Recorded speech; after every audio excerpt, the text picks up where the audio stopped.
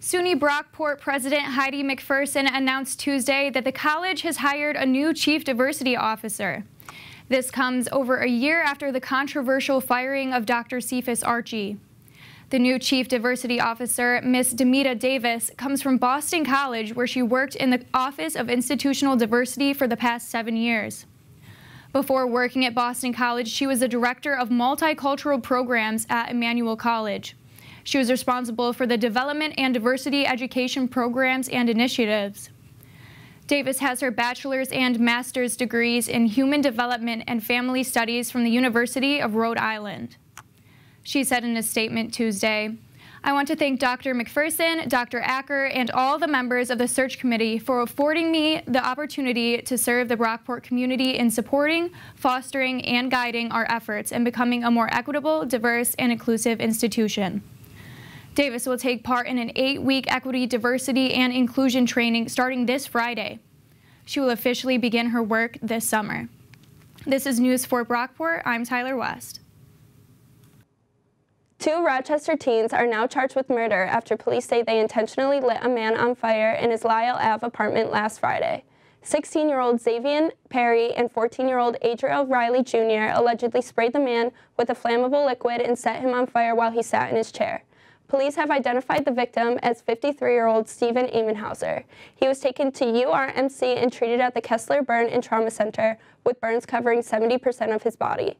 He passed away Tuesday morning, upping the charges against the teens to second-degree murder. Before Amenhauser died, the teens were facing arson and assault charges.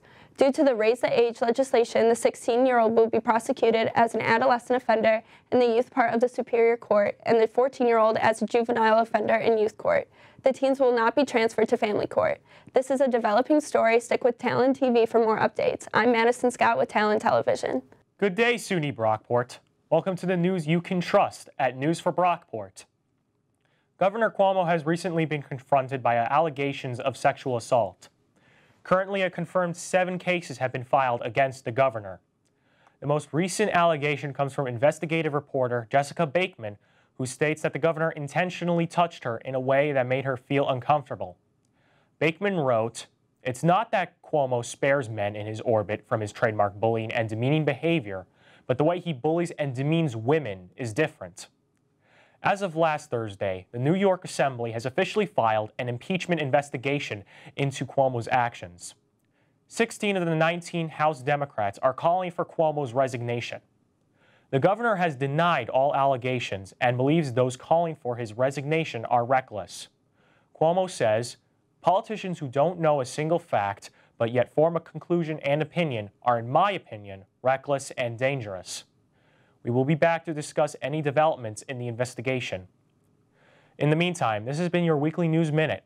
I'm Paul Schmidt with News for Brockport, signing off.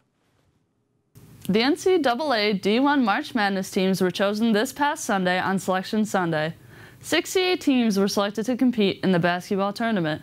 The tournament is divided into 4 sections or brackets. 2 of New York's teams qualify for the Big Dance. St. Bonaventure won the Atlantic 10 title to earn their spot in the field. Number 9 seeded Bonaventure will play number 8 ranked LSU on Saturday at 1:45 p.m.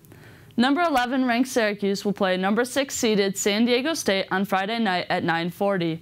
Syracuse enters the tournament with players that are on a roll. Buddy Boeheim averages 17.1 points per game. Quincy Guerrier averages 8.8 rebounds per game. Coach Jim Boeheim has 31 appearances with the team dating back to his debut in 1976. Syracuse hopes to win another NCAA title, one that hasn't been won by the team since 2003. You can watch the games on CBS. I'm Lindsay Madison for Talon TV, signing off. Go Orange!